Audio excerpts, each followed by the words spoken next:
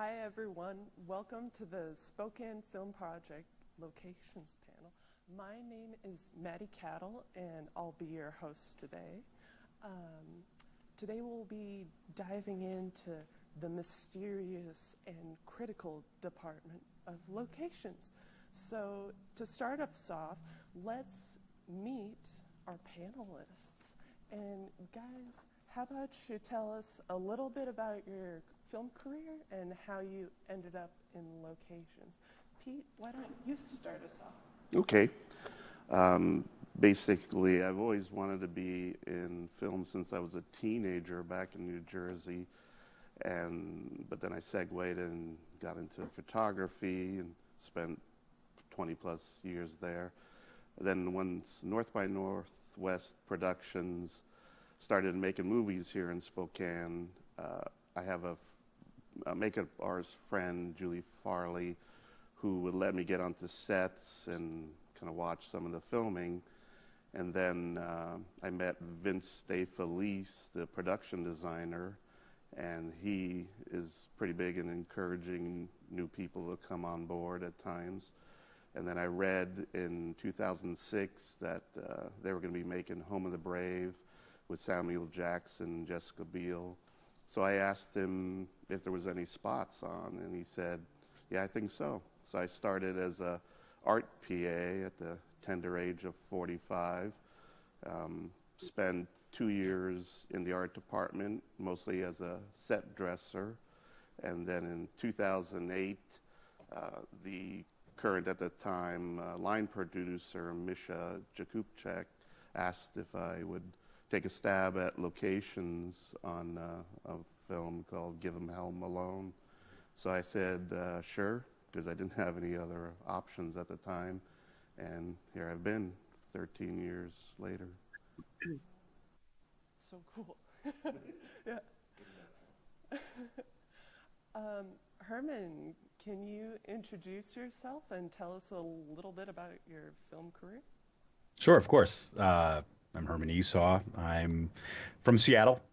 Uh, graduated commercial photography, '09, and quickly segued into, the entry-level positions throughout film and television, security, watching over transportation base camps overnight, and then from there into van PA, and then from there set, and then from there so on and so forth, eventually ending up in locations with Doug Dumas, who's my mentor over on this side.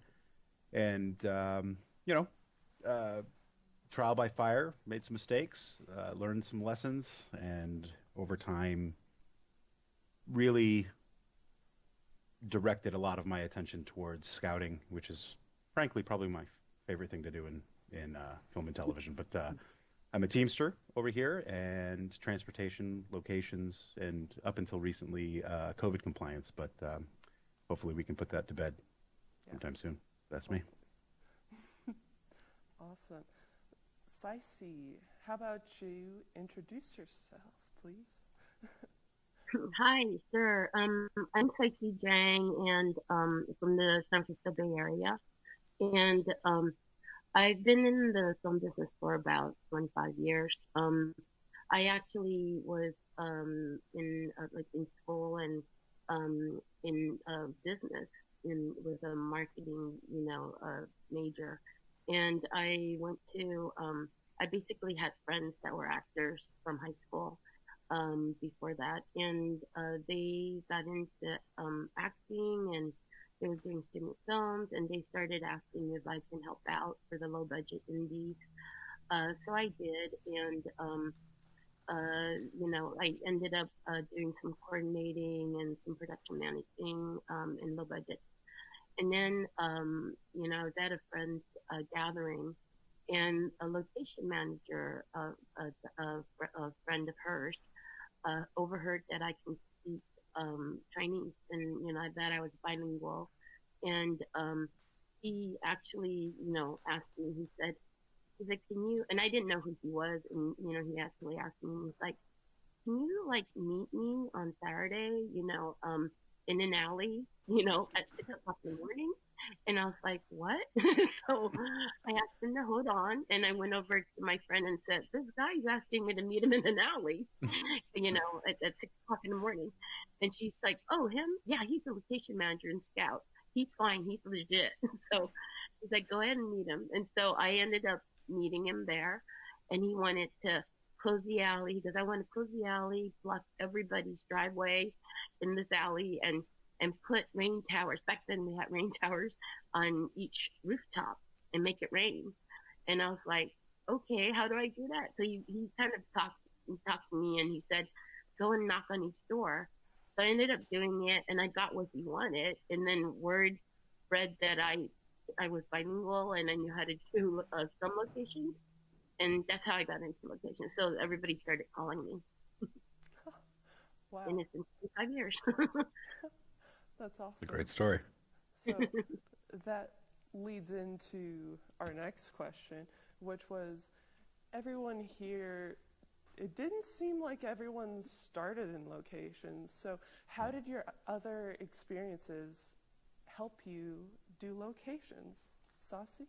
Sicey, excuse me. That's okay. I actually, so I guess, with what I did was I ended up doing some,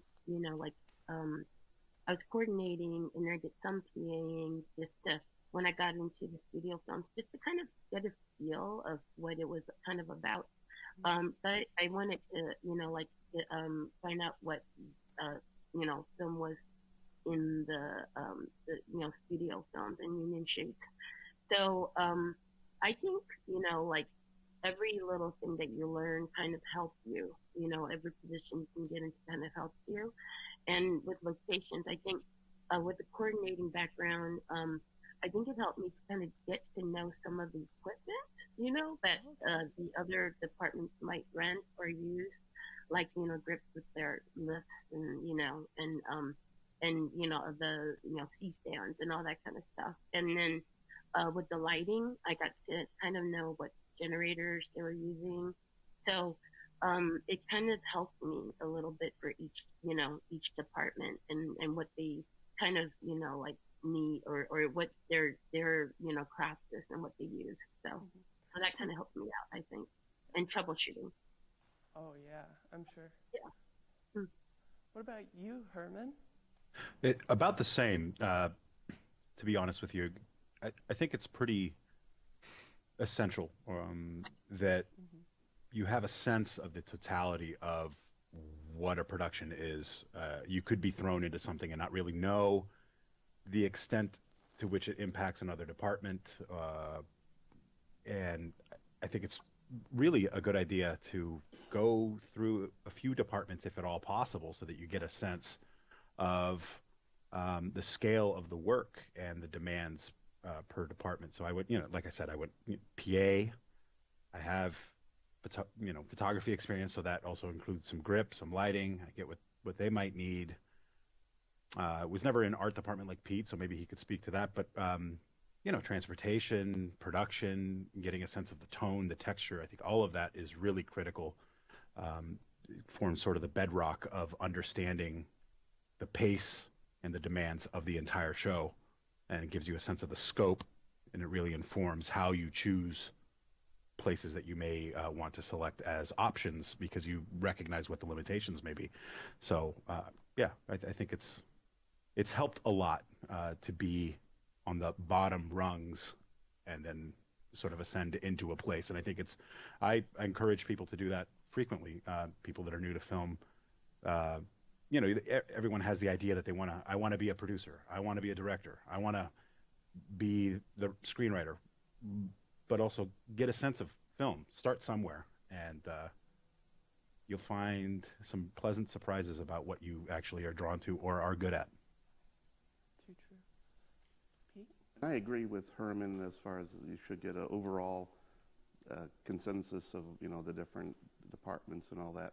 However, in the art department, especially in set deck, you're going to be there ahead of the filming crew, and generally not always there during filming, and then you come in and wrap up a set. So you don't always get the sense of what's happening, on a film day. But so I'm not sure how much being in the art department helped me necessarily with locations, other than just kind of a general knowledge of film and the overall thing. But I must admit that after 9 movies in the art department, I still was kind of clueless as what locations did. I didn't even assume where did we get the parking, crew parking and everything else, or we're eating lunch in a particular spot. Who set that up? I just didn't think about it. And that leads into... I have something to add. Yeah. Actually, one thing that really helped me as a coordinator, a production coordinator, was, in locations, we also deal with a lot of vendors. So, Yes. with the porta potties and the, Mm-hmm. tables and chairs and, what we need, like our cones and, like the expendables, things that we have to take care of. And dealing with the vendors, being a coordinator, actually kind of I transferred over really well. So that was part of the job, in locations also. Right. And so that makes me ask, like, what does locations do? Like, obviously, you guys get the location they'll be filming in, but what else is involved in that? Ceci, would you like to start? We do a lot of stuff. I always say that we're kind of the wedding planners, and we No. plan on a wedding every day. So, because we find the venue, the location, and then we have to bring in the company, so we have to make sure we get the permits, we get the anything that we need. We need a street closure, we permit that. We get the guards, we get the police. We're responsible for pretty much, talking to the neighborhood. We do, outreach, film notifications. We try to take care of problems before, or if somebody's moving out, we want to kind of know that before the company comes in. So we get the parking, we do just about everything, where people, where we're catering, all of it. Basically, we're kind of like the perimeter between the company and the world. That's what I always say. And there isn't really a lot that we don't do. So I don't know if you guys want to add to that. Yeah, I think that there's something, a core kernel in what you're describing, which is, again, you referred to it, the liaison from the production to the public. And I think that is, you're the forward-facing first point of contact for most individuals who have no prior knowledge or understanding of what the film industry is. For the most part, there are some people who are what we refer to as film friendly, and these locations or individuals tend to have an idea or have done one before, or so on and so forth. But you are that representative for film to them, for Hollywood, for lack of a better expression. And so that there's that a subtle showmanship or politician quality that you have to interface with people. So there's that, and I think one other element that's sort of the undercurrent of what Ceci is describing is you are also the liaison internally. You have to understand what other departments may require, and so there is an attempt to have conversations with department heads, all of the ones that are within film. So I won't list them here, but you have to have a dialogue. And for me, the core component of what I like is I do enjoy the logistics. I might not be alone in this panel, but I don't like permitting very much. I love map making, but not permitting. But you also have to have a vision of what they're describing, if that makes sense. So script interpretation and get a sense of what they're looking for. So I think Pete and I may share some of that sort of photographic understanding. You have to visualize it. What are they saying? I'm going to have to go look for that and provide options that are that fit the narrative, that aren't too far off. Also, what's available. So there are a lot of limitations, but yeah, I think that encapsulates that. Yeah, and that's funny. You were saying about permits and maps. I used to hate doing maps. Just it was tedious to me and it took forever. And I've gotten used to it and I've gotten better at it. But permits, because here in Spokane, they're very film friendly at the City Hall. And I'm only usually dealing with one person, the same person. And so it's not been too problematic. I understand down in LA, it's a whole different beast and it takes a lot longer. But yeah, as far as what the locations department do, and here goes my earpiece.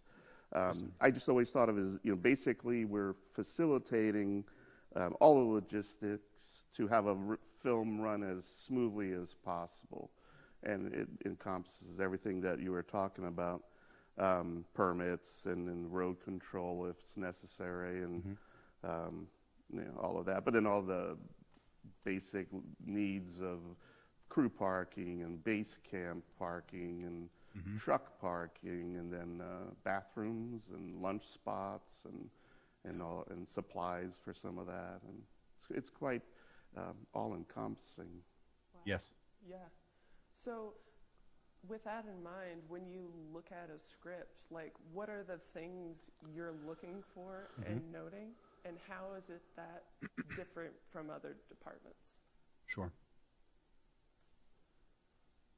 I'll go Well, ahead and kick off. Yeah, Pete, go first. Yeah, go ahead, Pete. Basically, again, to that point, just because when you read a script, it's about the creative element and what they want, the writer actually, and then the director wants to see, and you'll look basically for that, but then you got to keep in mind how practical it is to film in a given spot. Can you get a crew there? For instance, I don't know if I can mention this, but Maddie, I think, is working on a project that involves a fire tower. And if anybody knows about fire towers, they're on top of mountains. Not particularly easy to get a whole crew up there, but that's part of what they need, and so they'll have to figure that out. So items like that, you just kind of keep in mind, how far away is base camp going to be, because that's critical to the timing of the day for the first assistant director. To me, the best case scenario is to have base camp that's almost walking distance, but yet out of the way of the filming, so it's not seen or heard. But then that may not be possible. You can have to drive a short distance. Yeah, there are concessions that need to be made. There's this constant measuring of the needs of the show. It actually, you're placed in a position of two competing pressures: the public world, and then also the pressures of the internal structure of film. And to what Pete was saying, it's information is critical. So all these breakdowns, not only the script itself, which can be, that's the creative component of it, but you have all these other internal forms, documents, schedules, notes that inform you of what may be possible. And there are a lot of timing and logistic pressures that are actually expressed on locations as well. And you have to try to maximize per location how efficient it could possibly be. So that's another fire to put out, I guess, for lack of a better expression. So there's the logistics, of all the locations, and I mean, that we have to take a look at, but or consider noise issues, like if there like a freeway nearby, or near an airport, things like that. Does the train come through? But when I look at a script, and I'm thinking about the location, when I'm reading it, I kind of picture what's going on in the scene, and then I try to get a feel of what they want to, show. Is it a dark scene? Is it like something that, what kind of mood is it? And then sometimes that has that kind of tells you, is it a period piece or a present day piece? And then if there's like let's say there's a location that's a restaurant, it's like does the action have the actor, coming through the front door, kind of running through the dining room, and and then into a kitchen, and through a kitchen into an alley, out a door into an alley. So Yeah. when we look at that, we kind of have to say, okay, so we at least have to have, the dining room that connects to a kitchen that's big enough for the action as well as the crew. And then, and then when it goes, we could cheat it. The alley can be cheated. It can, as Mhm. long as the door that you go out, it could be somewhere else. Um, I was on something that, I was scouting, and that was something that I was looking for. And then the inside of the restaurant was in San Francisco, and they found the outside in Australia. I love So that. the That's alley was, yeah. yeah. So that's something like that's kind of, interesting. And then sometimes, we can like be creative and try to, kind of exercise our creativity and suggest, like something that's maybe not what they were looking for, and make it in, like throw it into the options and see whether or not that will work for them. In one of the latest jobs that I was on, they were looking for like a market, like the outside exterior of a market, that when you go inside, it's the front for like a gambling joint. So so the mood is kind of dark and like mysterious, right? So I was thinking, I go, like there was like this alley that I knew of, like an opening of an alley, and the side of it is like there's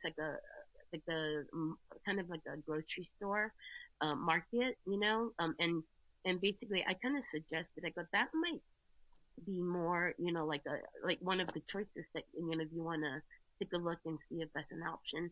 So we showed the production designer and the director, and they actually loved it. So they ended up using that instead.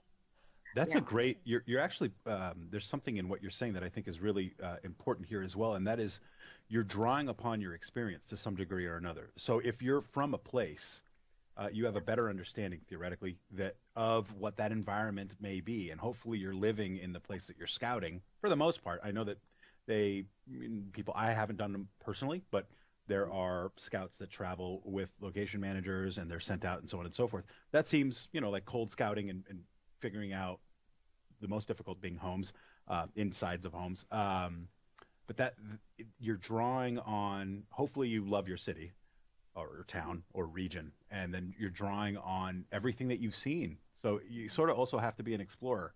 There's an Yeah. element there of wanting, of being excited about trying to go find something that could fit, and drawing upon, oh man, I remember that spot. That could be, or ear marking, or like what do you call it? Where you dog, anyway, the page on a book, dog ear. Like, You're like, oh, that could be cool in the future. I'll note it or take a photo of it or something along those lines. And I like what you were saying. There's a lot of melding. There is room for creativity where you can actually, okay, that'll work for an exterior. That'll work for an interior. Maybe they can find something over there. Yeah, that's a good point. Yeah. Outside of the box of what it might be written as, Yeah. and then finding something that could accommodate it. yeah, because they haven't, like they ask you to scout because there's a lot they haven't seen. So it kind of, sometimes what we come up with kind of helps them to actually, they look at it and they go, oh, that might work better, or that's actually interesting. It may or may not work out, or they may or may not end up filming there, but it's something that they could use to kind of trigger certain things in scenes that they can enhance their scenes that way, because that Yeah. alley really, like there may not be like a gambling joint there, but there's also not a gambling joint, behind the market, or inside the market. So they can cheat it, So, it was kind of fun, like to present something like that. So.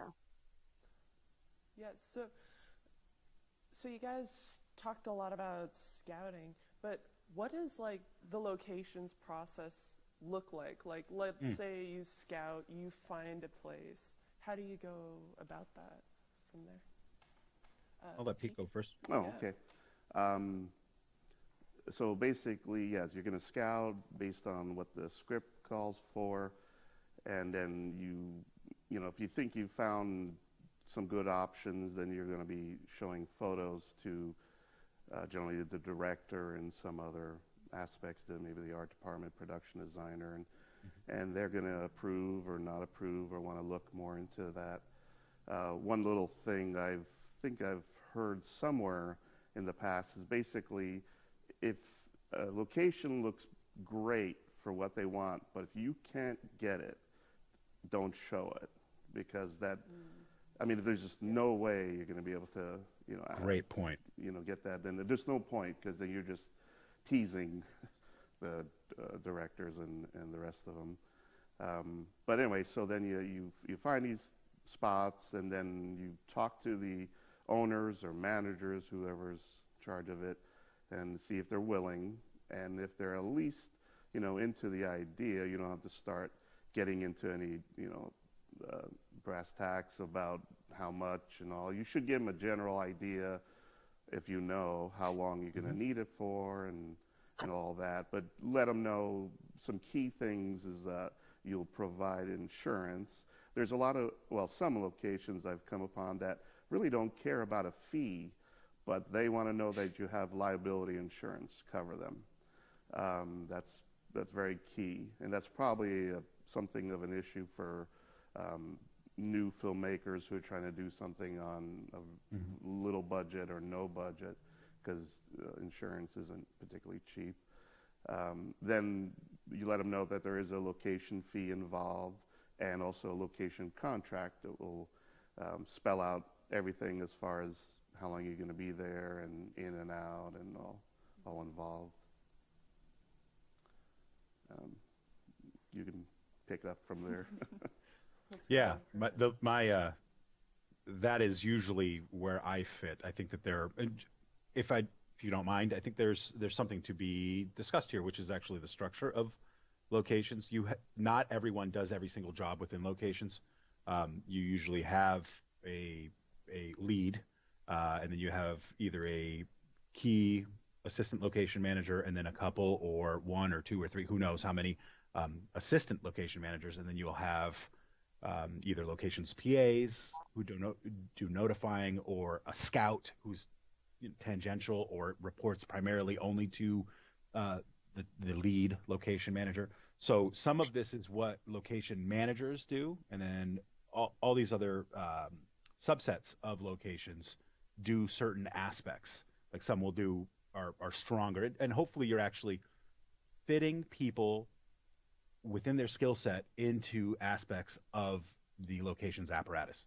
So you'll have somebody who's really logistically capable and competent, actually drawing up maps and doing the permitting process, after which, so if you found a place, now you have to permit it. If it's a city location, you need to establish where, working with these other departments, establish where base camp can land, what you need to permit for picture, which is another component. So you found the location. All right, but we're looking out at the road from the inside of the location, or we're over here looking down the front of the building of the location, so we have to clear all of those vehicles and permit for picture, as opposed to permitting for base camp or landing or any logistical components, so that on the day when you're actually filming, it looks like what it's supposed to look like, and it's not just the public wandering through, which then touches on lockups and permitting around corner, so that you can actually close things off, and working with municipalities and with police and so on and so forth. So there's people that do logistic elements. There are people that are creative and photographic and can go find elements and interpret and communicate well with the public. The lead location manager sort of has to have a sense of all of that distilled.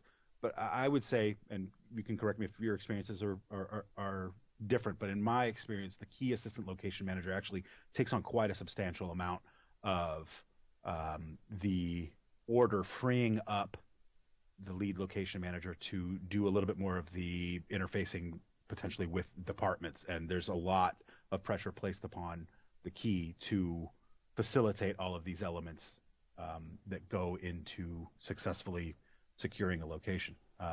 And maybe the location manager, the lead location manager, talks more with the locations and actually has more liaisons with the people themselves and helps facilitate the cost and negotiations and so on and so forth. But that's been my experience, at least. Yeah, I agree with Herman. Basically, and Pete, basically, my experience in, the location manager, like the scouts it, and then the location manager goes and negotiate. Like they make the contact, and most of the time for the main location, and the location managers basically makes that deal, and and then secures the location. And then if you have a key, and there are sometimes the key also helps to do that with other locations if there's a lot of them. And then once you get the contract signed and the insurance in place and everything, one thing I do recommend is that you disclose as much as you can that's going to happen in somebody's location, whether it's their business or their house, because the people are they're gonna know what you're doing because they're gonna be there. So or somebody will be there that represents them. So the best I always found is the best thing is to disclose to them like what you know is going to happen, what you think may happen, depending on what the company's asking for, and then that way like if you need to like empty out the room, then you can say we're going to have to take everything out of this room. So if you have personal stuff that you want to secure, you should probably take that away. Something that that's sentimental, or something that's breakable, and you don't want us to touch it. So once that it's like moving house sometimes. And so when our set dressers come empty out, and then they put in our stuff, and then after we're done, they put things back. So things like that. And then once you're talk to the owner, and the house owner or the business owner, and you get that done, then you do we do a lot of outreach to neighbors and to the the neighborhood. If there's businesses, we have to let them know, like we may be blocking the front of your your business because you're like next door. So we have to talk to them, make sure they understand what our actions are going to be, and how we might be affecting them. So and then we might have to deal with them too.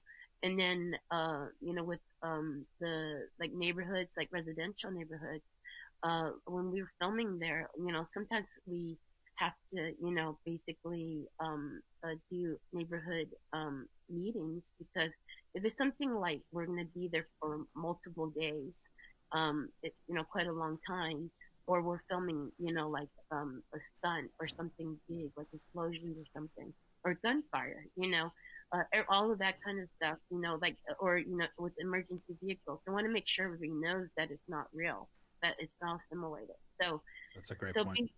Yeah, so basically, we want to do as much outreach as we can, so they know what's coming and what to expect, and if they have any like thing that they need to bring up to us, like we have to know if there's construction that's coming in, if they're going to be tearing up the street in like a couple of weeks, that like, does it affect the filming, so we have to if somebody's moving out, so we need to know and coordinate with them. If there's deliveries with businesses, how do we affect them, how do they affect us? So we kind of have to figure out all the ins and outs and all the conflicts, and and try to work things out and arrange everything with them. If there's somebody that's handicapped and they need to get in another, their house for, appointments or something, we have to kind of take all of that into consideration.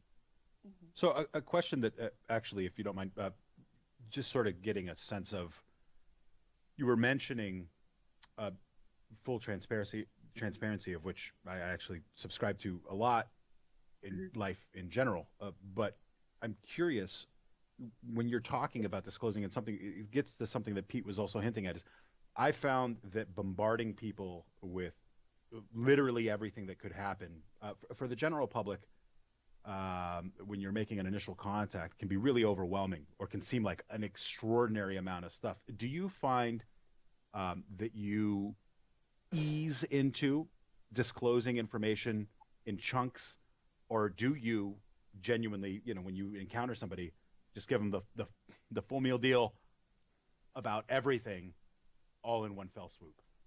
Well, I would say basically what the big stuff is, like not Sure. every little Okay. thing, but Okay. yeah, like something like, like, hey, the scene is like we're gonna be running through here with, like gunfire, like Yeah. they're chasing Okay. Yeah. somebody out the door. Yeah, something like that, that I would let them know, because, it's something significant, something, It's important. Yeah. yeah, exactly. And that, we might have, you might hear gunfire popping, but it's all blank and stuff. And then, or, like, stuff that, that affects them a lot, like, like moving out, like entire room. Like they normally, I would say, we're gonna, they're probably gonna move everything here because it's in camera. They're probably gonna move this part. But, we'll let you know because we'll know more on the tech scout. But, just please know that they may or may not be moving your stuff, or they may find something that they want to use, of your stuff. Are you okay with that? Things like that. Yeah. And something that you're also hinting at is, and it goes back to something I said earlier, is really dependent on this job title. This whole department is also really dependent on knowing with adequate time what's going to happen. One of the things that can be really problematic is essentially yo-yoing a location around with dates, which happen. So here's another thing that goes to the whole department. You have to also remain somewhat adaptable, and there are frustrations that can arise when you have and I'm not sure the people watching this might not know the terms, or maybe they do know the terms, but pushing or bringing something forward, or something goes down and you have down days, or the production pauses, or so on and so forth. And all of these things change. As I'm sure we can all attest to, that can be challenging because you've already started conversations with people. They're expecting a certain date.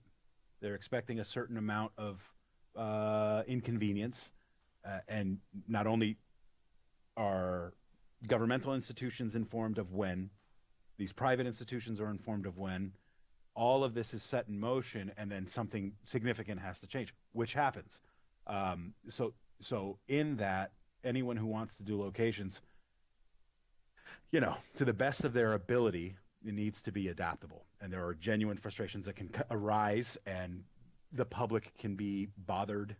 I don't choose to sugarcoat things. I think that is something that can happen. We can inconvenience the public. That's real. And at the same time, the public finds it exciting at times. Maybe they were inconvenienced at the time, and that's one of the greater experiences. Somebody who was grumpy about a show showing up, but then on the day is like, oh, this is pretty cool. And you do what? Oh, what does that person do? Look at all this really fun stuff, which is a reminder of like that. It speaks to that inner kid. Okay, this is actually pretty cool. You can't please everyone all the time, though. But yeah, certainly having adequate information, it's pretty essential. And not everyone within film is a good communicator of what Communication is the big key to that. Yeah, like, okay, what's happening? Tell me, please, because you have to impart that. Go ahead, Pete. Sorry. No, Yeah. I just was going to mention a couple things that back to the whole transparency, I thought in my head as I go further into the career that to try to be pretty upfront about what's to a location owner or whatever, what's going to happen as best as you know, and then not try to, hide anything that's going to be a problematic later on. So that's pretty key. But also, if you find out from a location that some sort of scenario can't happen or timing is going to be off, to get back to your production team, particularly the first assistant director, to let them know, because that'll affect their plans. And if there's no way around getting what, so to speak, we want, then they can possibly adapt schedule or whatever it might be. So again, communication between everybody. Yes. Yeah, I agree. It's like I think it's really important to, like get back to the company and let them know, like, hey, I know you really want this location, but this is what it is. This is what they will and will not, want us to do there, and we can talk to them and ask them and see, if they'll kind of be a little bit more flexible. But a lot of times, that the scheduling of each thing affects, each location. Like here in San Francisco, there are places that we can't film. The city won't permit certain areas, on the weekdays because it's too busy there. Like financial district, like we can only film there on the weekends. I think so. So basically, that affects, so that would be locked in. If there's a parade or something, on some day or something they'll lock in that we can't be there on that day, so it affects a lot of the schedule and the scheduling. And, and with the, having the locations, kind of be more flexible. And, I really think it's a relationship that you form with, it's the location, but the neighborhood, when you get there, you should basically go, oh, there goes, Sam, he lives over there, and Gail lives on that side and Jonathan's over there, it's, it's kind of like you shouldn't, and then you're like, oh, we got to make sure we don't touch, that red house because they don't like us or they don't really, like filming and they don't, they don't really want to be bothered with what we need to do with our stuff. So they just don't want to be interrupted in their routine, So we leave their driveways alone. We don't ask them for anything, and we try to work around them. So so it's getting to know your location and your neighborhood. So that brings up a question. What does the process look like for a rural or forest area? This is where yours truly will opt out and default to any of these other people who may love and cherish scouting nature. I know that there are many here in Seattle that love to do it. That is not my expertise, so please. Basically, as far as how to find a spot, if that's kind of what you're asking about, I would start with Google Satellite or Google Maps, get a bearing of the area. It's going to be predicated by distance from the production offices, because that has to do with what is it, like there's over here we have a 30-mile radius. So you go beyond that, you have to provide crew either housing or more money for travel. So we try to work within that if it's possible. But so that'll kind of show where it might be that you're going to be looking for. But anyway, then I'll go out and drive and check it out and see, if it's forest roads or clearings or whatever it is they're looking for according to the script. And then, well, there you go. You're going to very likely be dealing with a government agency, whether it's a state forest agency or, God forbid, you deal with the feds, because that's not going to be quick. Generally, sometimes it works out. When we were over on the west side for the last part of Z Nation season 3, and Mark Dahlstrom went ahead and did some pre-scouting, and there was a big rock area, I think, that they wanted to film by Index, Washington. Yes. Yes, and yes. he had to work with the Forest Service, but was able to get it done pretty quickly. Overall, though, anytime you deal with an agency, one time we wanted to use a little road scenario out there by Sprague, Washington, for a little scene, and it happened to be on BLM, Bureau of Land Management property.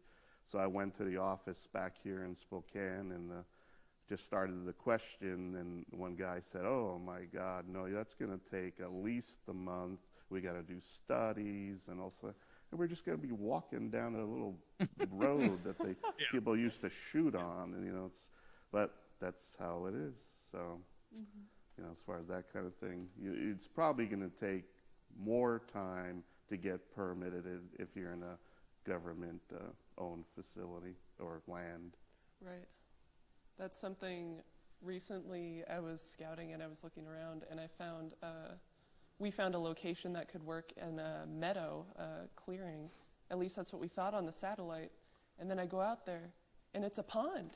Oh, there you go. Yep. That's why you got to put eyes, boots on the ground and get your eyes on it.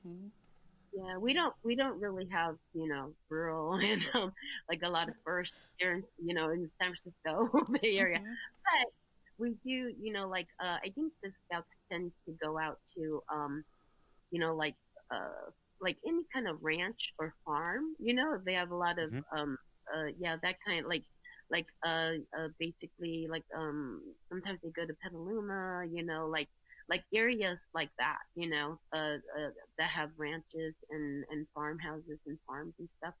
And then for forest, it's funny because we've done state parks, like federal land, like you said. But we've also done, depending on the scene, we've cheated it at Golden Gate Park. Yeah. Forest thing. Yeah. Yeah. I want to say it was a car commercial with like a car driving through at night, and there were even a couple of deers that they threw in there. So it was pretty interesting, and it worked out great. But even a park, as small as Golden Gate Park, we cheated, and a lot of times it depends, right? Because we want to see. If you're saying that specifically it's a certain area, you have to look at what kind of trees it is, what, and how it looks, and if it matches what they're looking for. So, so it's like we don't see like very often in the city, but right outside of the city, sometimes we can find something. Yeah, like an hour away. And Ceci, I guess you can lead us off on this question, but how do you guys collaborate with other departments once you find a location? We actually, I find that we collaborate with just about every department. We're one of the few departments that touches base with everybody. I mean, we do, we basically give them the space that, for them to stage for where they, each department where they work. Like for the art department, we get basically permission to do what they need to do. Like let's say for art department, they want to art and set dressing, if they want to change the name on an awning. Like if we're filming, in the neighborhood with businesses, they want to dress, like the front of a insurance agent, an insurance office. And they want to make it into like a floral shop or flower shop, So, all we get the access for whatever and permission for what they want to do and where they want to kind of create their art. For the lighting, same thing. If they want, lighting positions, we get if they want to put lighting in the rooftop, or lighting in windows. Same with camera. If they want a camera position in those places, we access that for them. And then hair and makeup. We set up their hair and makeup stations. We give them there's room to work. And then for costume, and wardrobe, we have we set up the changing rooms. We get the changing room, or we set up tents for them. And for even and transpo, of course, we get their base camp. We set up all the, we permit for all the parking where they bring in the trucks for each location and set. And for the whole crew, like parking, crew parking, as well as catering. We're the ones that find the catering spot for them. And then if they and then we have tables and chairs in case they don't have enough, or if they don't have any. We're the ones that set all that up for them. And we take away their trash. We take away everybody's trash, including craft services. And we basically probably and the ADs, we get green room for them, for the actors. We get extras holding for them. And then we also on set we work with them if they need to be able to put a PA in somebody's doorway. We set that up. And then we have to make sure, like I said, we work with the neighborhood to make sure that people aren't, walking down the street when we're doing, like an explosion, or we're doing a driving shot or something, when we're filming. And if there's a period piece, people can't walk, we have to ask people to hold up. So we work with the PAs, and we work with the ADs to make sure that they get their shot, and with the directors and the production designer, we find the locations with them, and we work with them through that. So we touch upon just about every department, and accounting, and also the production, production coordinators and production managers and producers. So we do touch upon just about everybody. Lot of collaboration, sounds like. You just reminded me how much we do, and I'm exhausted thinking about Yeah, all. that was It was excellent though, listening. that was all encompassing. Oh, thank you. I went through the question, and I was like, it was a long list, and I was just, I have Sure. to. It's hard to remember everything, but that's like a little, like basically what we do, like with everything, with everybody. Mm-hmm. One thing I was going to mention about departments, the one I tend to key in pretty quick is the art department, specifically set deck. If it's going to be a house or whatever, they're going to have to do a certain amount of work in, and to get a sense if they know how much lead time they're going to need, because that's going to affect the contract and how long we're going to be there. Because if the first assistant to director says we need it for 2 days for filming, well, that's not it. Generally, you're going to need more. So you don't want to be going to the owner saying, oh, we're just going to be here 2 days. And you got to make sure you tell them the whole range.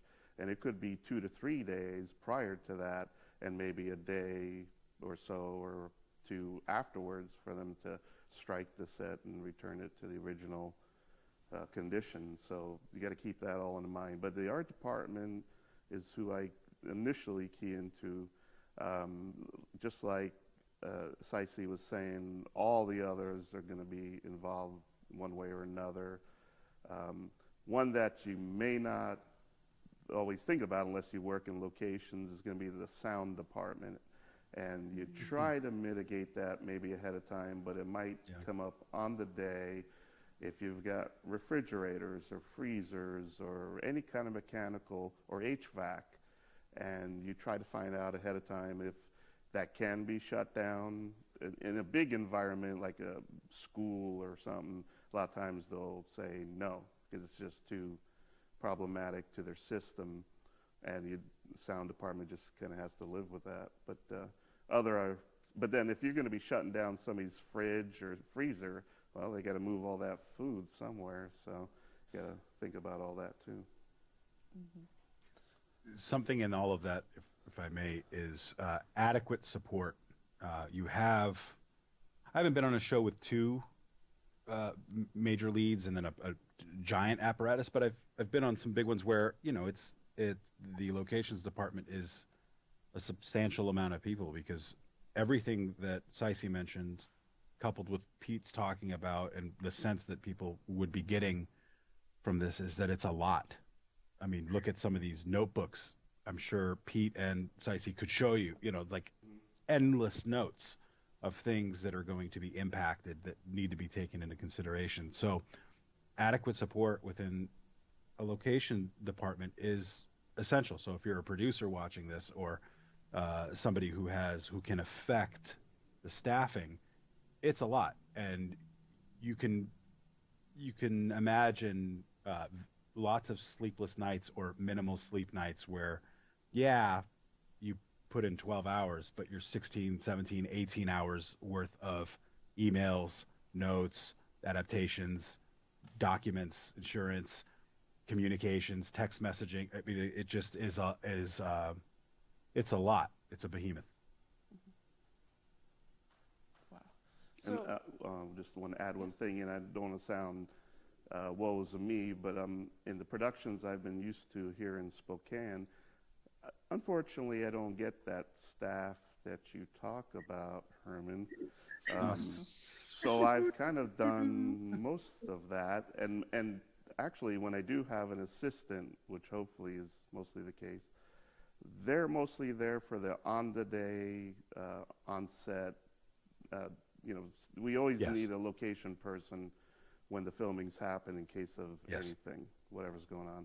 So usually they're only going to have so many hours in their budget, and that's what we use that for. So I'm doing all the background stuff. But yeah, I know everything that you're talking about. Of course. Well, if you end up being, if they're not going to give you a big, crew, like they should give you like more of the prep time, I hope, I should hope, yeah. So, because I think if you get more prep time, then, you could, hopefully get a lot of the other stuff out of the way, and then when you are filming, we try to do things in shifts, like we try to bring in, we have a couple, 2 to 3 people open up, and then, in the morning, and then before everybody comes in. And then we have a couple of other people that are going to close, and so they come in, either at call time or like an hour or two after call time, depending on how long the day is going to be. So that way, we do long hours, but it's not like 18 hours, or something, like like 16 hours a day. So, it really depends, right? Like and especially if they're going to do like same day, wrap out or same day prep, that makes our day even longer because we're the first ones to be there and the last ones to leave. That's what I was going to, that's important. Yeah. So, if we end up stretching our time, then we have to do shifts, and because if you don't, you just like, you get burnt out quick. Burnt out. Yeah, totally burnt out. So. Yeah, I think there's a certain disposition, not only for the film industry, and this is actually a conversation I was having last night we just wrapped something last night, and it's real. Film, television, the entertainment industry isn't for everyone. You have to assess your temperament as well. Do you like, for lack of a better expression, volatility or variability, or are you capable of adapting if necessary, or is that something that you possess? Do you like long hours outside of just a standard 8-hour, a 9 to 5? Those people who have come into the industry, who I've met, rather frequently are chewed up and spit right back out. It's not something that they're into at all, especially if you have other familial and relationship structures that, apply pressure. This job can be, and I speak for all of film, but certainly also locations, can be rather time consuming, and it becomes everything that you do. Maybe some people are better at balancing, on this panel, are better at balancing the work-life dynamic, but it certainly is you sort of have to want to do it. It has to speak to you. You really got to dig it. And there's like what Pete was saying, when you are a kid and you just are, starry-eyed about the film industry, and you dig it. There's something in you. And it sounds like, Cicey, you developed that feeling over time because you came in a bit later. But yeah, I think that's also a component of what we're talking about. You got to dig it. Yeah, I agree. I think you really have to love it, especially locations. I think you really have to love it to do it, or else you really will give in pretty quickly. Yeah. I've trained people and lose them at the right. Yeah. Yeah, it's like they can, sometimes people, if it's not for you, you won't last long, because we are the department that, not only the hours, but we get everybody coming at us, and all the requests is from our crew, but also, we also get the complaints from the from outside, we get the complaints, we get the requests, we have to, there's a lot going on all the time. And so you have to be a people person, I think, and you have to be able to troubleshoot and think on your feet, pretty much, and have a pretty good temperament, I think, to really be able to do the full job of in locations, I think, and be okay with it, Yeah. Mm-hmm. Yeah. That's an element of that can be sort of challenging. I mean, I think that human beings, conflict can be difficult, in many respects. And depending on your region, people are different in their mannerisms and how they actually communicate, or what is culturally acceptable. And I will readily admit I haven't actually scouted or worked in other countries, and maybe that's an aspect of something we can talk about. I don't know the experience on the panel of working in another state, locations wise, and what are sort of the norms. I think that there are regional norms that we're talking about here. I think, Pete, from what I remember, I mean, I really dig Spokane a lot for its variability, and also just it seems much more easygoing. And there's something I'm sure that San Francisco or that the Bay Area can present its significant challenges like Seattle can. Although I think that from what I gather, San Francisco has a more robust film sense, for lack of a better expression, and you have perhaps more support for that kind of work. You've had a lot of big stuff go down there, and but dealing with the conflict and the pushback, and to go back to why I started saying this, it can be, you have to be able to take some knocks, and sometimes that's actually rather hard. So it's not, we're conveying that there's a lot of pressure outside and within the departments and from the public, and sometimes there are you take your L's, as it were. There's some stuff, we may not want to admit it, but there have been mistakes. Mistakes will happen. Things will go wrong, and you do what you can to remedy the situation as best you possibly can. And some people are understanding of that, and some aren't. And you'll learn as you go. You can't be perfect from the get-go. It's especially if you're new to locations. It's going to take a second to learn as much as you possibly can, and give yourself time. It's a process, and all of these things that we're talking about become a part of your locations brain. Mm-hmm. Yeah. It's something that becomes ingrained, like what Cicey was listing. You have a lot of different things that she listed, right? There's a tremendous amount that you're considering, but inside, and this is certainly my personal journey, I will say some of those considerations ceased being things that I had to actively think about and go, I must remember this. I must, like a line item or in a flow chart. It just became a part of your muscle memory. You know what I mean? It's just a part of actually how you viewed the world around you when you're on production. And through experience. Yes. Is what I would, because there's many things that I'm sure Juan can attest. In my early beginnings of locations, I had things that just weren't in my head, like you say, you know.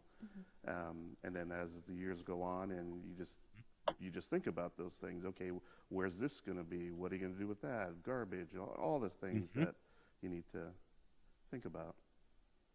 So I think I agree with you, because I think that, you know, like on every show you learn something new, you know, no matter how long you've done it, because you're working with different people, different crews, different neighborhoods, you know. So something's going to come up, and it's going to be, you know, like something that you've not gone through yet, or going through it again, but with different type of person, you know, or different situation that you're put in. Logistically, it could be different. You know, you're learning something like new all the time.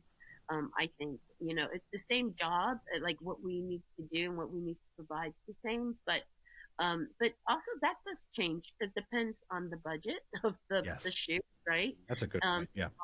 Yeah, is that the bigger the budget, the more they want, right? So, you know, and then the less the budget, the more challenging it is, because you don't have the money to cover what they might need.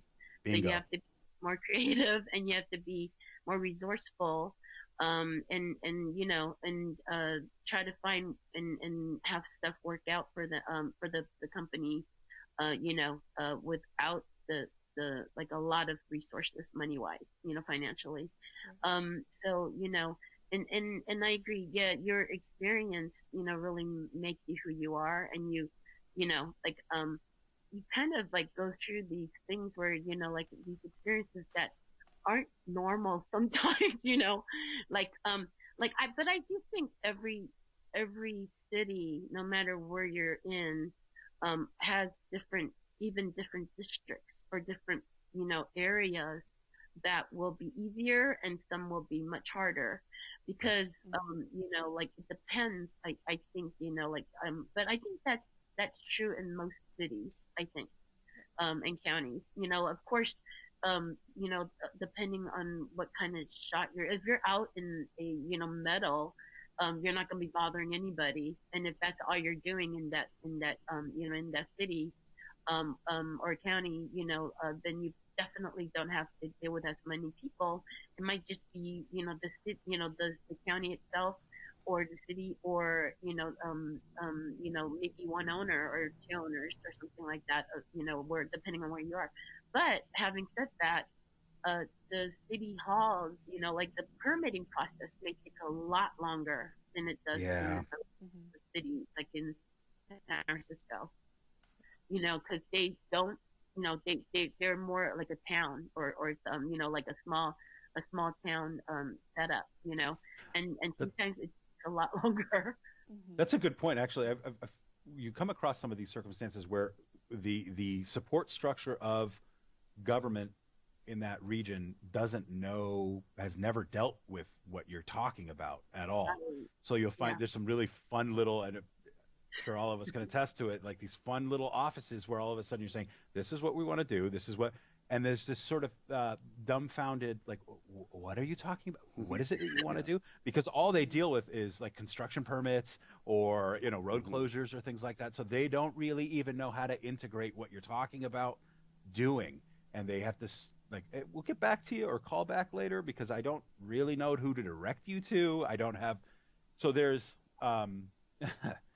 you're feeling out how this is going to play out, and I'm sure every municipality is a little different, city is a little different. So you're lucky if you're in a market that has an office that deals with literally what you do, film and television. And You have a person that you talk to every time. It's that person. Yeah. and it's not just the visitors bureau, like, No. Yeah. yeah, tourists. Yeah, sometimes we have to deal with them because they take care of it, and it's kind of interesting. It's interesting how each city works, and that's challenging in itself. So, So Yeah. but that it's brings kind up, of fun sometimes, it's fun, sometimes you just like once you work through all of that, and then you get that, the people are so friendly, in the small, in those small towns, and because it doesn't happen there every day, so they're excited. They're the ones that get really excited, mhm, Hmm. that you're there. So and hopefully you give them a good experience. So. yeah. And we've kind of been dancing around a question I have, which was, what's the most difficult challenge you've overcome in locations? Pete, you want to start us off? When I saw that question, I think of it more as in terms of personal. Uh, like for myself, I started out in my life as an introvert. I was pretty quiet and didn't deal with people maybe very well or talk to them.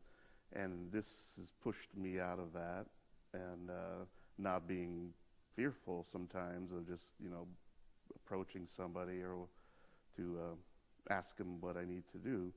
And then also some of the key elements like organizational skills.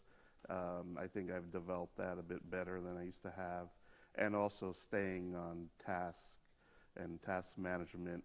I think I may have been known to be a bit of a procrastinator by people who know me.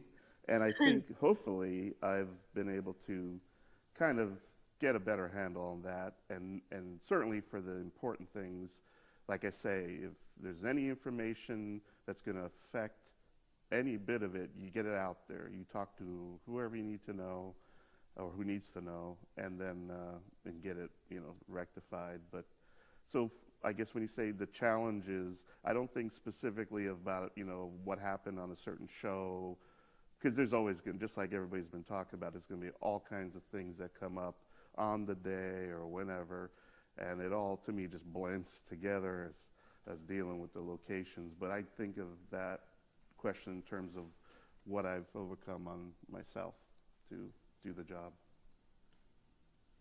Yeah. That is, I like the texture of what is being asked in the sense that, to Pete's point, there are personal shortcomings or difficulties or moments, especially early on for me. You don't know what you don't know. Mhm. And so I had never done it before. I'm new to the entire idea. And it sounds like, Saisi was also new to this entire paradigm. So figuring out, there were oversights, things that perhaps were expected of somebody because they had a lot more experience, expected of somebody who was seasoned, and I wasn't. And so you're faking it till you make it, sort of, or trying to adapt as quickly as you can. And, there's, made errors in maybe truck routing or whoops, I didn't know that I had to consider that. And now, I look like I don't know what I'm doing. And guess what? That was accurate. I didn't know everything. And so that's, I think, one of the elements that is important, and I think it's important in all of film, and I think it goes to some of the elements of culture and society presently. You need some mentorship. You need people that are willing to actually be benefactors and bring up new people and be willing to talk about and inform and guide new people in film and bring in different types of people, all walks of life and demographics that could benefit from being incorporated into the media that we consume, all of us, across this entire nation. So there's personal difficulties, and we live in I think a culture of failure can be viewed very negatively, and certainly I have a internal domineering voice that's like, you messed that up, man. That's not, you know, really being hard on yourself, which can sometimes be externalized. But that can be the most challenging element, is if you feel like you let them down, let the production down, or impacted a community negatively, or it didn't work out. That is a lot of the struggles that you're experiencing, very likely personal, in my opinion. So I agree with what Pete's saying. I think that, I think you really can't be that hard on yourself, like when it comes to this, because it really is a learning curve, like with a lot of stuff. I mean, look at the new stuff that's come up. I think like, I mean, drones are still, kind of being learned, and like the, things that the regulations and all that stuff have changed here and there, and it's gone back and forth, and we're still learning about drones, and now COVID, for the whole industry, Right. like we all kind of learn together, and we're still working things out, when it comes to that. So I think, that's why I feel like every job that we do is, there is a learning curve, and and you get a good, a good group, a good team together, and you kind of catch each other's, things, like help each other out, and even, like you said, there's like mentorships, there's, like asking each other, as a group, in San Francisco, we have so many location managers, there are people that I know in LA that, like sometimes, when we have questions, I ask, the guys up here if I don't know, and if they don't know, then I ask LA, it's like we all kind of, we have relationships with each other, so we use those, relationships and ask questions, Mm-hmm. yeah, and I think, it's I think everything is, it's like a learning, something that's a learning experience, and bad and good experiences are all experiences, and Yes. and you just keep that, under your belt, and then you kind of learn from that, and then you move on to the next one. I think one of the biggest challenges living, in a city that's pretty, like pretty crowded, like I think that going to a location that has been basically kind of burnt, or Oh, that's or great. Yeah. yeah, yeah, I think that's hard to kind of try to, the challenge is to kind of open that back up and say, hey, you know what? We're not all the same. The crew, the location, I mean, the film crew are all different, give us a chance, and let us prove to you that it could be a good experience. And sometimes it's, their experience is so, so bad that it's hard to get back in. But if you can, get them to open back up, and give them that good experience, then you kind of open it back up for future productions, as well as you going back, That's that great. that's, Mm-hmm. I think that's a really big challenge, and that's hard to overcome, and if you can do it, it's a great feeling. How Yes. have you done it in the past? Yeah. Yes, yes.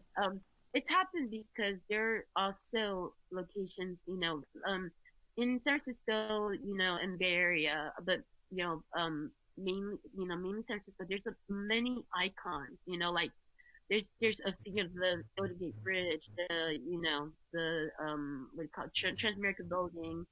There's like certain things that get shot all the time, and and so we end up shooting in the same areas a lot, and sometimes they just don't want you coming back again, so often, and it's understandable because they're we interrupt their daily lives, we take up their parking, so it's understandable.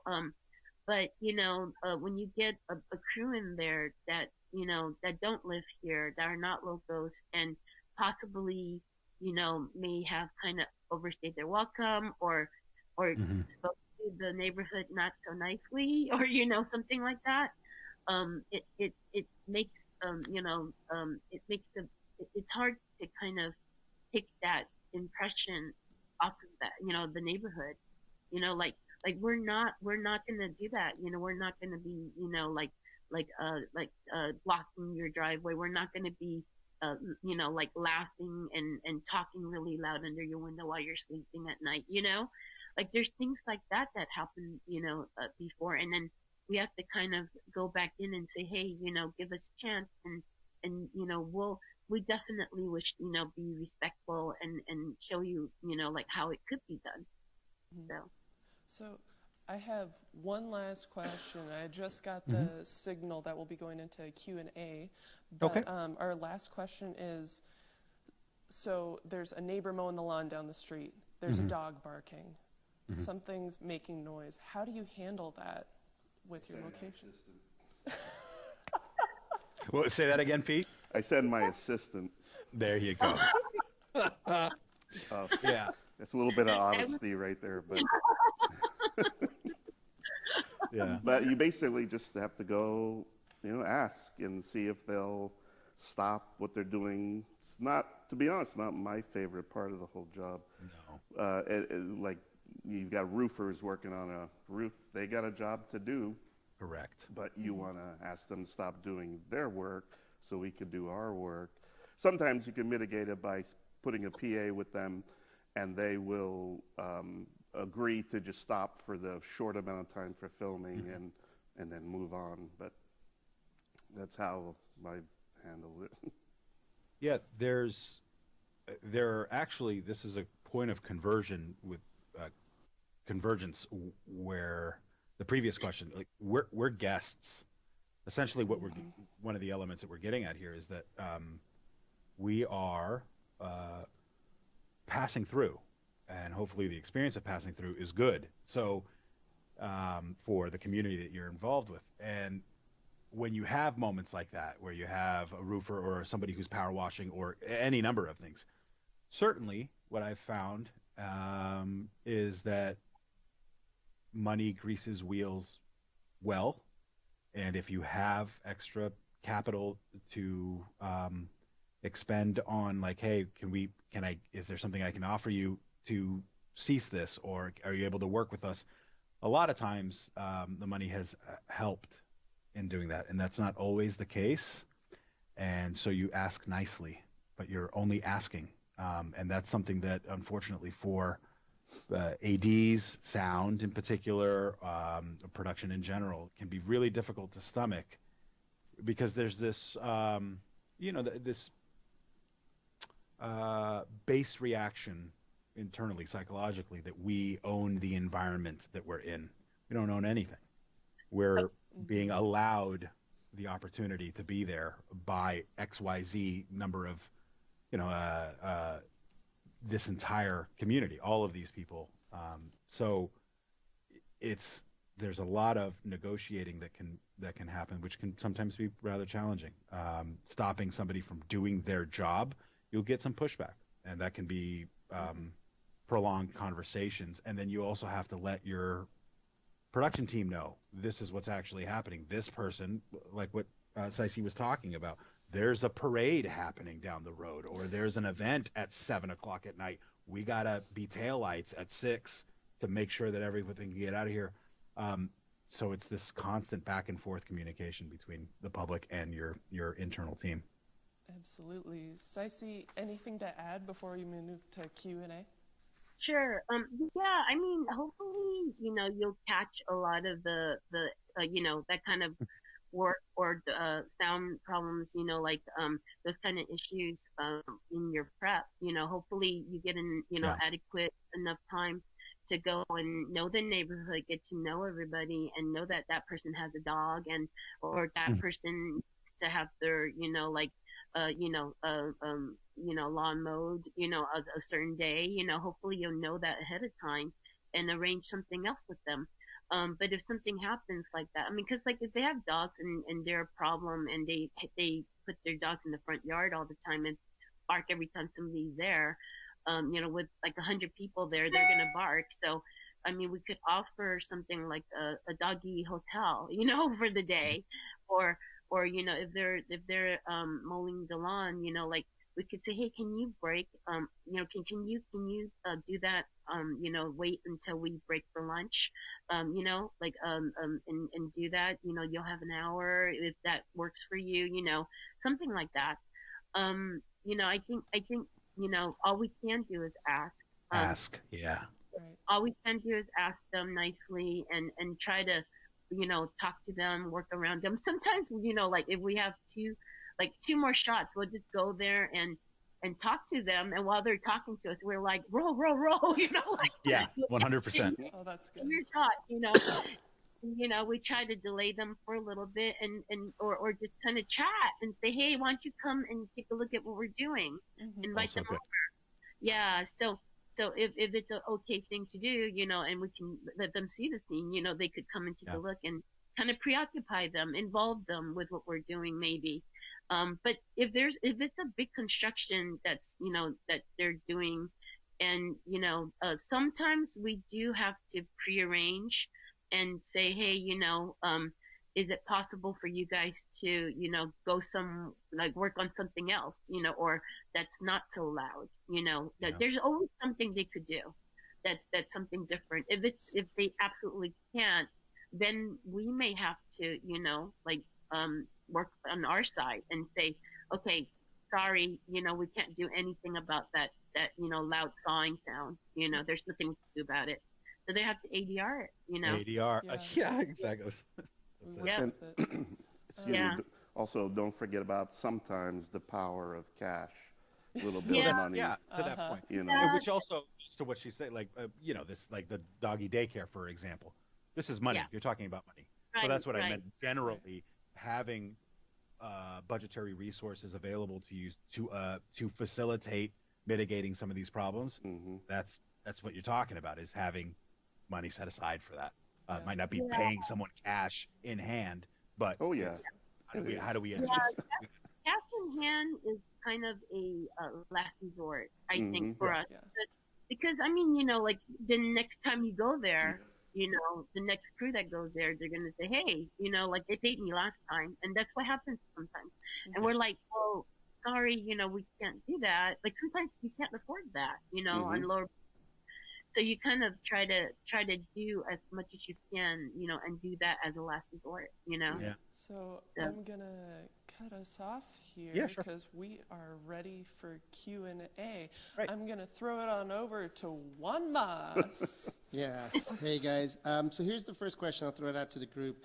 The question really is, can you explain what your process is to find out who owns a property if you're considering it for a location, besides walking up and knocking on a door? Is there another way of finding out who owns property? May be a meadow or a land, or it's a building that's abandoned. How do you go about that? Every county should have an assessor's website, or at least in Spokane we do, and you can access it as a public, and it will give you at least the information of the name of who owns it, but you'll still have to probably do some digging to try to get phone numbers and things like that, actual contact information, but you can at least get the idea of who owns the property. And there's various, in fact, Dan Byer, I know because he's a hunter, there's an app that'll tell you, who owns particular property, because usually hunters are trying to find places to hunt. So you can use different resources like that. That's to piggyback off of that. King County has something called a parcel viewer, so you can click on that particular parcel, which has a correlated number. That's usually the first, the street number to it, and that then you can click on it, and it'll bring up the information of at least who was, again, to Pete's point, the registered owner of that property. And then additionally, one of the elements is going in person. So cold scouting.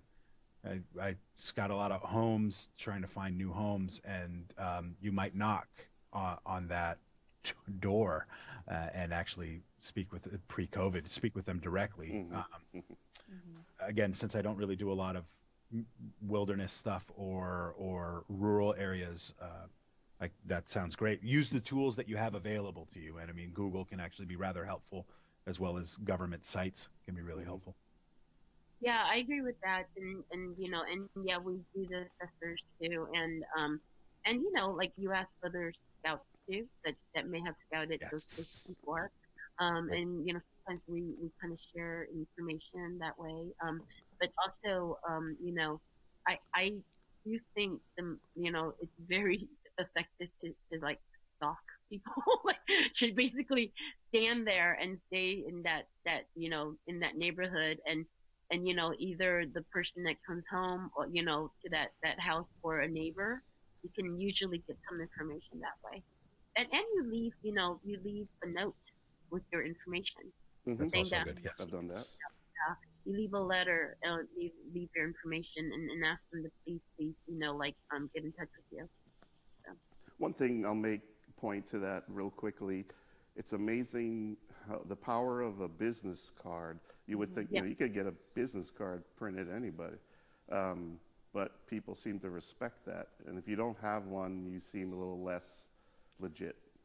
Yes. yeah, yep. Okay, I have another question here. Uh, from each one of you, can you give an example of what you think might be the most overlooked aspect of locations department by other departments, let's say? For example, like, oh, that should be us. Does that make sense? Everything, right? Isn't it everything? Because Kind all of. they ask us, first thing they ask us is, "Where's the bathroom?" Or where's the set? Where's true parking?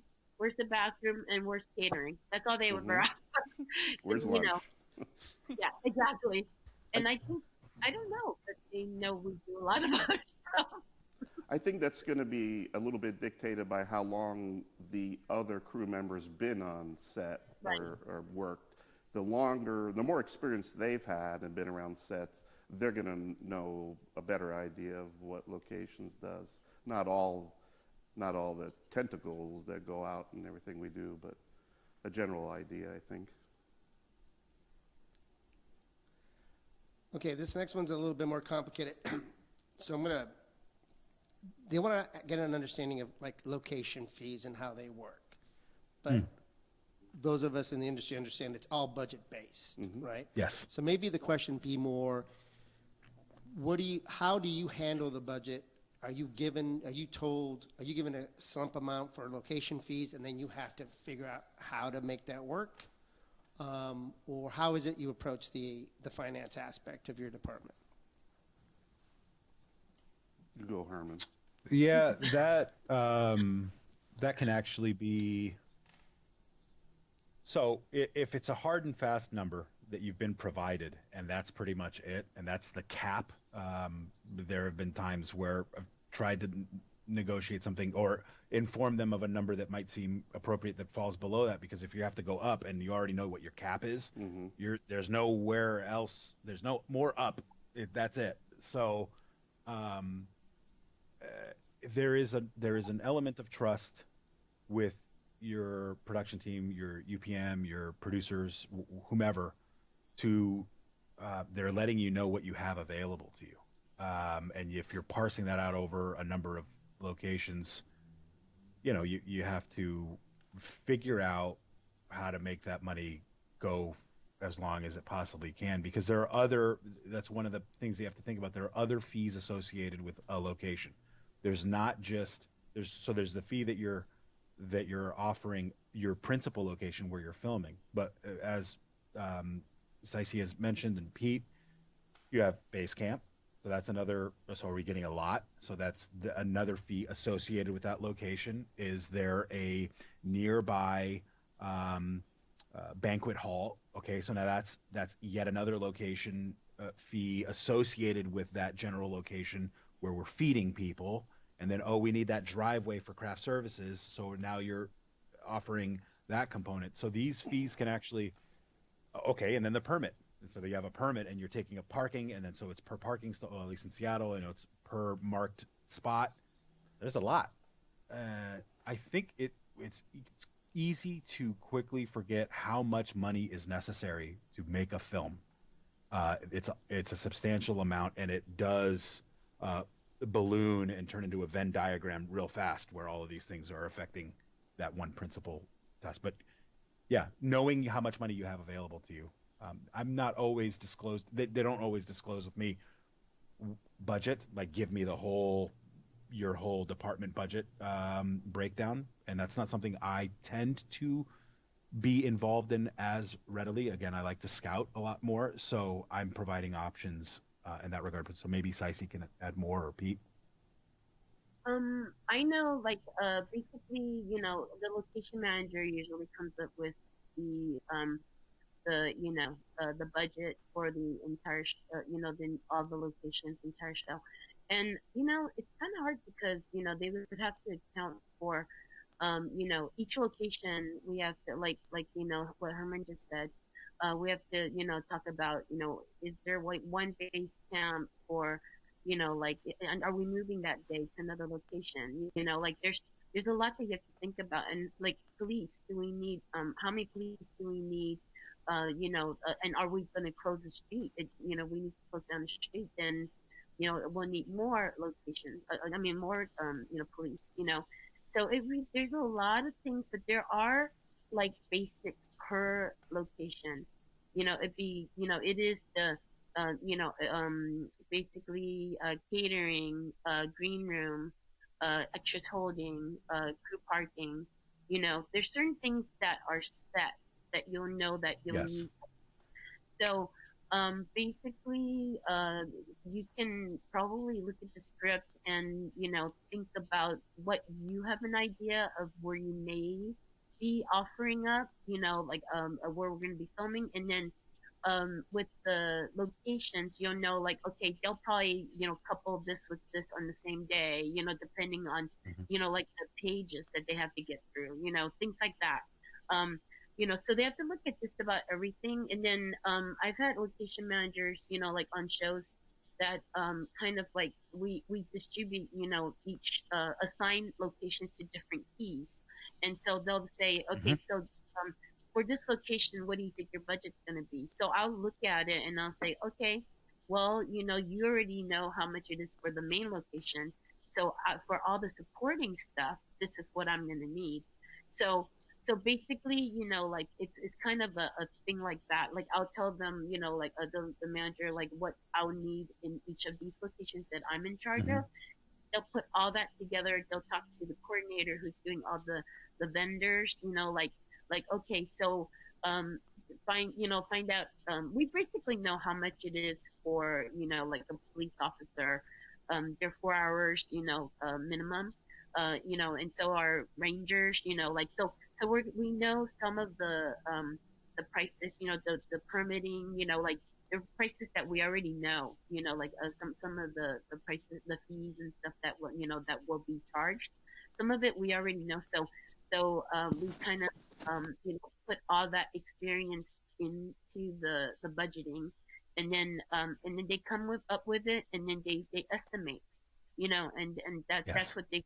But then the problem is, once you estimate that, and then we go on Tech Scout, and then they're like, oh, well, we want our camera on that rooftop. We want this here. We want this there. Bingo. And then a department wants to change the whole block, like they want to, change everybody's awnings, and each awning costs $500, like it's a big, it's a big change to our budget, but we have the location fee, but they take care of the actual awning, so there's many things that come up, later on, and unfortunately they don't always allow us to add on to our budget. It's like once you say that's what it is, you have to basically know, and have a feel like, for this job, how much manpower do I need, in my department, and add that in. So it really, it's really kind of like you put that in the amount out there and hope you're close, Yeah. There's something there also that you can help mitigate some of these costs. You were mentioning moves. You were mentioning a bunch of components that can actually affect your bottom line. And something that Doug taught me a long time ago was if you can maximize what you have available, say you have a base camp that's somewhat centrally located, and you can find options nearby, at least for me, and it might be different for y'all, but I try to think of nearby spots so that minimizing company moves, which cost money, that's hours, that's now another location. If you can cluster your options that you present and what is available to you centrally or close enough to each other where you can not have to do all of these other components, that drives your costs down. And that is something, at least as a scout, I try to think about. And I think there was a question in the email about that. It's when you're considering spaces, if you're a new filmmaker, I would speak directly to you. When you're considering spaces, think about how it is that you can maximize what you have available to you, and either adapt what your creative is or figure out what your budgetary constraints are so that you can do your thing, actually achieve your goal of making your feature or television show or whatever short. I totally agree about clustering sets as much as possible around one base camp or several. That in the budget world that we've been working over here, Z Nation and everything else, that's been kind of key to try to do that as much as possible to avoid the expensive moves. So there's another question which I think it's hard to answer because I partially I know the answer. It depends on city to city and place to place. If there's a basic location fee cost, for a business to get into a business, but maybe you guys want to touch upon that because obviously it's going to be dependent on has they ever had the experience of a film set coming through, or are they completely virgin to that idea, and is it going to shut down the business? All those things have to be considered. It'd be difficult for you guys to give a number, but I guess it's a market value. So my question to you guys is, as filming continues to engross, are we seeing how much it costs to get into spaces rising in price as well? Here in Spokane, I'm sorry.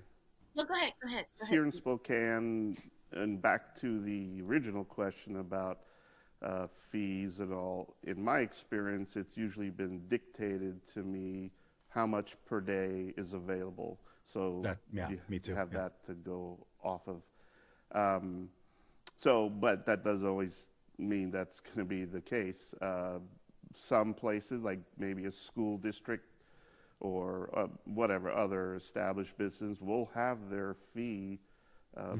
Like one time on Z Nation, we used a winery, and they host weddings there.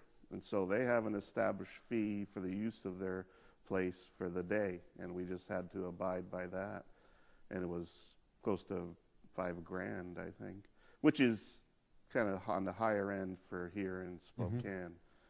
I guess to this latest question, it's it's so many factors involved. If you're shutting them down, if they allow it, but you start in some kind of ballpark and see, you kind of try to negotiate as best you can, in my experience. Yeah, I think it does depend on how what your budget is, what your budget is, and then what you like, all those variables, like what do you need from them? How many days are you filming there? How many days do you need? How many days do you need to wrap out? Also, like what Pete just said, it depends on the if it's a venue, they'll have their own price already, and then if it's like the places that tend to get filmed a lot come up with their own already, like they go by what they've received in the past, and then sometimes that's dictated by a big budget film, and then you can say, well, I'm a smaller budget film, and we can't afford that, and then see whether or not it's in your budget and if they'll work with you. And if they don't work with you, then you'll have to find something else. Um, but basically, there's not really a market price. I think, when it comes to code calls, like the brand new places, you just have to see what's in your budget and how long you think you'll be there and what's fair to the homeowner. Like if you're moving their whole house, like moving everything out and you're displacing them, like sometimes you have to factor in like, oh, do we need to put them up in a hotel for a week, or for a few days, so it really depends, I think. That's what my experience has been. Okay, and with that, that is the end of our panel, everybody. So I wanted to thank all the guests for joining us today. And I'm going Thank to you for toss it having on us. over to Juan Mas yet again. Hey guys, how are ya? Hope you enjoyed our panel today. A few things about Spokane Film Project. If you are not a member, go on our website. There's no reason why you shouldn't be. It's free. It's a free membership. It gives you access to our networking group on our Facebook page, gives you early access to any private events that we might do, as well as it connects you with other programs and other activities that we're doing in Spokane and outside of Spokane. And then last but not least, of course, if you work in the industry, it gives you a free listing in our crew database, which is being tapped into via Visit Spokane when outside producers are looking for crew base and stuff. The other thing to remember also is Spokane Film Project is a nonprofit organization, and we put these events up for free to the public, but we could use your support. One way you could support us is by checking out our new Spokane Film clothing and accessories that are now available on our website. We have hoodies, we have masks, which hopefully those will just be bought and put in a frame and saying I was there kind of a thing. T-shirts and several colors. Be great to wear around, great for you guys to wear on set. And again, if you're not a member, there's no reason not to be. Simple enough. Just go to our website, SpokaneFilm.com, and just apply as a membership. All right, thank you very much. Enjoy, and please stay hydrated and safe in this hot weather we're having this week. Thanks. Thank you to our sponsors.